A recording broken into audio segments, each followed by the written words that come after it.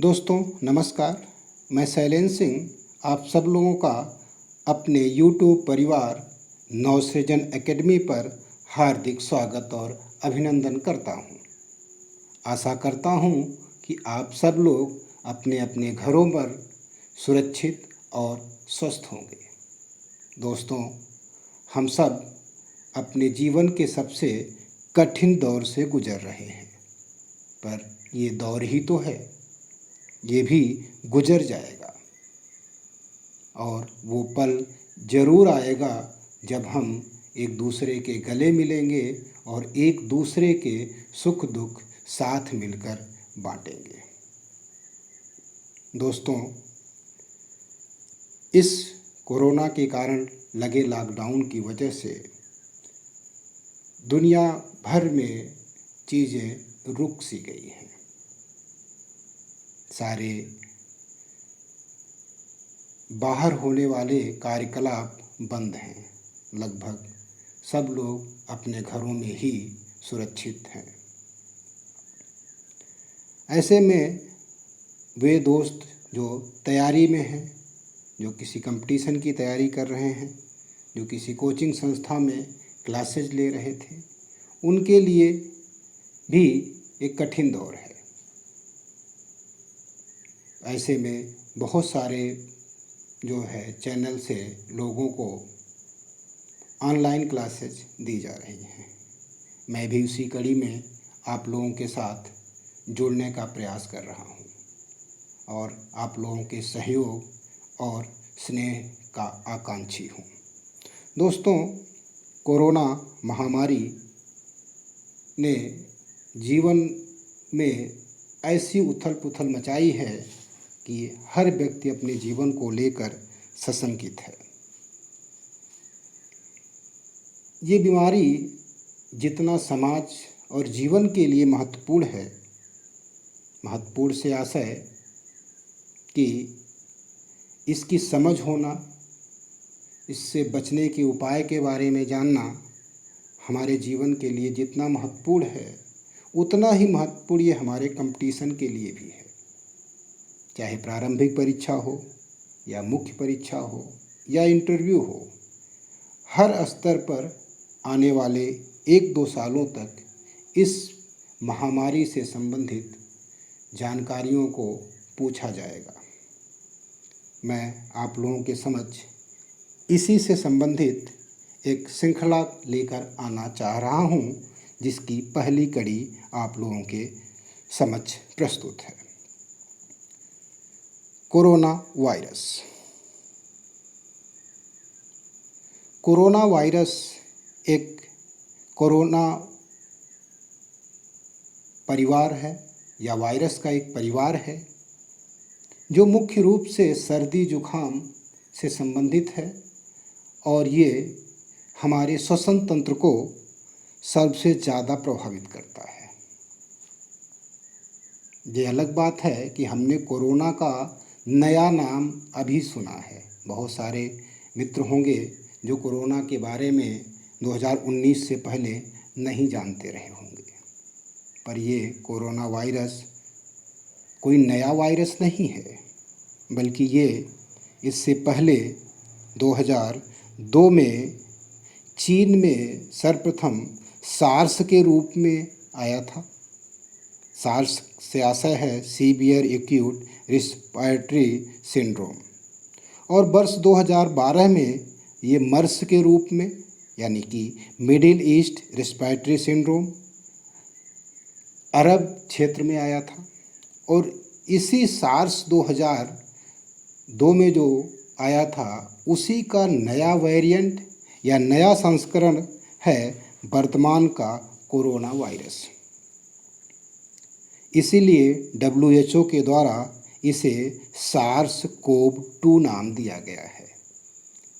ये SARS-CoV-2 नाम इसके वायरस का नाम है और इससे होने वाली बीमारी का नाम कोरोना वायरस डिजीज़ 2019 रखा गया है और इसे ही हम शॉर्ट फॉर्म में कोविड-19 कहते हैं।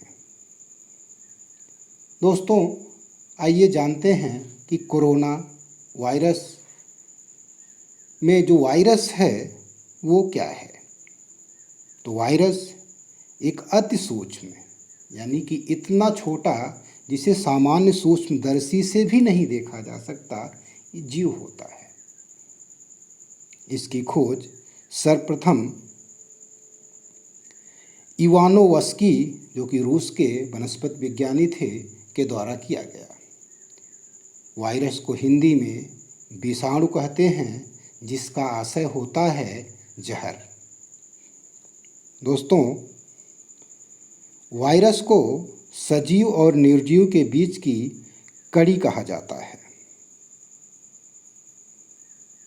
अर्थात इसमें सजीव और निर्जीव दोनों के गुण पाए जाते हैं। सजीव के गुण विषाणु में या वायरस में डीएनए या आरएनए होता है, किंतु दोनों एक साथ नहीं हो सकते हैं। और वर्तमान का जो कोरोना वायरस है, इसमें सिर्फ आरएनए पाया जाता है।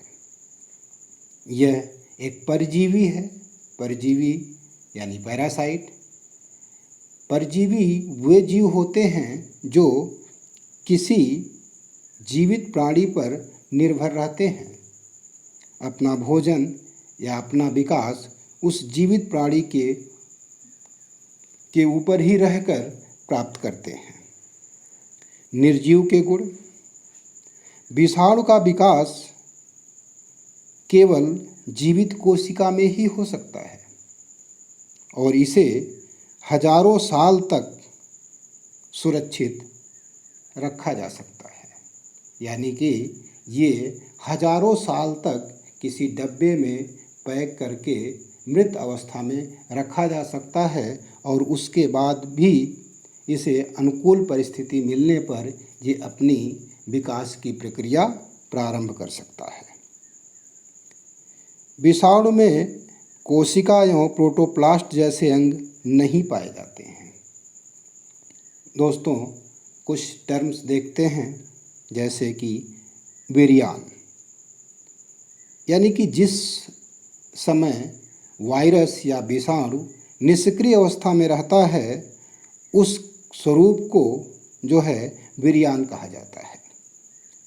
वायरोसाइट वायरस को नष्ट करने वाला पदार्थ, यानी वे पदार्थ जिनसे कोई वायरस नष्ट हो जाता है उसे वायरोसाइट कहते हैं। बैक्टीरियोफेज बैक्टीरियोफेज वायरस को नष्ट करने वाला वायरस होता है।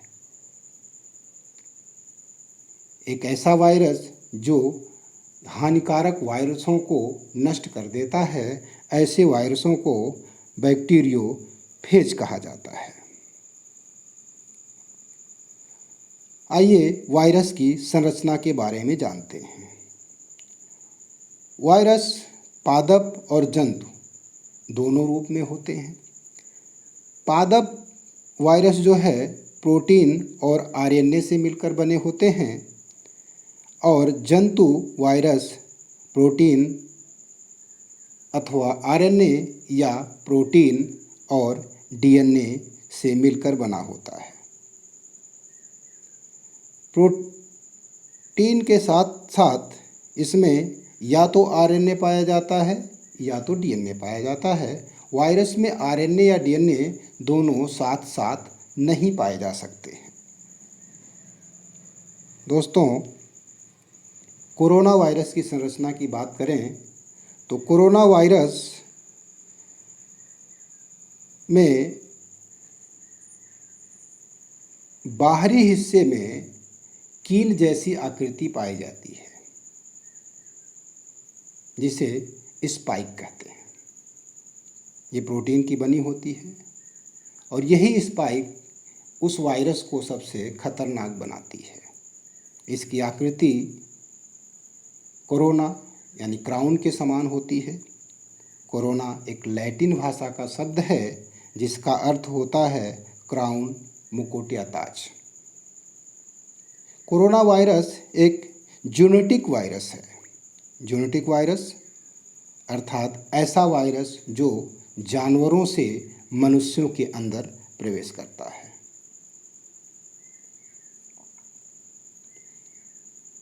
ये वायरस वर्ष 2019 में 31 दिसंबर को सबसे पहले चीन के वुहान शहर में देखा गया या इसका प्रभाव लक्षित हुआ। विशेषज्ञों की बात माने तो ये वायरस समुद्री जीव से मनुष्य के अंतर्गत या मनुष्य के अंदर आया, इसीलिए इसके विकास का जो स्थल माना जाता है वो चीन के वुहान शहर का समुद्री भोजन बाजार या सी फूड मार्केट है। यद्यपि इसकी मानव में संक्रमण होने वाले जीव के बारे में जानकारी अभी अधूरी है। कुछ वैज्ञानिक चमगादड़, कुछ पेंगोलिन, कुछ सांप से इसे मानव में आने की बात करते हैं, परंतु अभी इसकी पुष्टि होना बाकी है। दोस्तों, ये कोरोना वायरस का प्रसार हमारे समाज में किस प्रकार से होता है, अगर इसे जानना चाहें तो इसकी 4 अवस्थाएं होती हैं। पहली अवस्था या पहला चरण, इसमें कोई व्यक्ति किसी ऐसे स्थान से इस वायरस का संक्रमण लेकर आता है जहाँ पे इसका संक्रमण पहले से हो। जैसे भारत में सबसे पहले केरल में कुछ ऐसे स्टूडेंट जो कि चीन में पढ़ने गए थे वो लेके वायरस को आए। अर्थात जब कोई विदेश से उस वायरस के संक्रमण को लेकर आता है तो वो अवस्था इसके संक्रमण की पहली अवस्था होती है। इसके बाद ये व्यक्ति जिन जिन व्यक्तियों से प्रत्यक्ष रूप से मिलता है उन व्यक्तियों को वो संक्रमण प्रभावित करता है। तो ये अवस्था संक्रमण की दूसरी अवस्था होती है। इसमें वे व्यक्ति संक्रमित होते हैं जो संक्रमित व्यक्ति के प्रत्यक्ष संपर्क में आते हैं। इसे आउटब्रेक कहा जाता है। तीसरा चरण संक्रमण की दृष्टि से सबसे खतरनाक चरण होता है। अर्थात इस चरण में संक्रमण के लिए किसी व्यक्ति से प्रत्यक्ष संपर्क होना आवश्यक नहीं है, क्योंकि अब तक वायरस का प्रसार हवा में हो चुका होता है, जिसे हम कम्युनिटी स्प्रेड कहते हैं। इस चरण में हवा के माध्यम से लोग संक्रमित होने लगते हैं और इन संक्रमितों की संख्या बहुत तेजी से बढ़ने लगती है। और इसका अंतिम और चौथा चरण वो होता है जहां वायरस का प्रसार पूरे समाज या पूरे क्षेत्र में हो चुका होता है और ये एपिडेमिक अवस्था का परिचायक होता है। दोस्तों, एपिडेमिक क्या होता है, पेंडेमिक क्या होता है, ये हम जानेंगे और इस तरह के अन्य बहुत सारे तथ्यों के बारे में जानकारी हम जानेंगे अपने अगले वीडियो में। आप लोग स्वस्थ रहिए, सुरक्षित रहिए। धन्यवाद।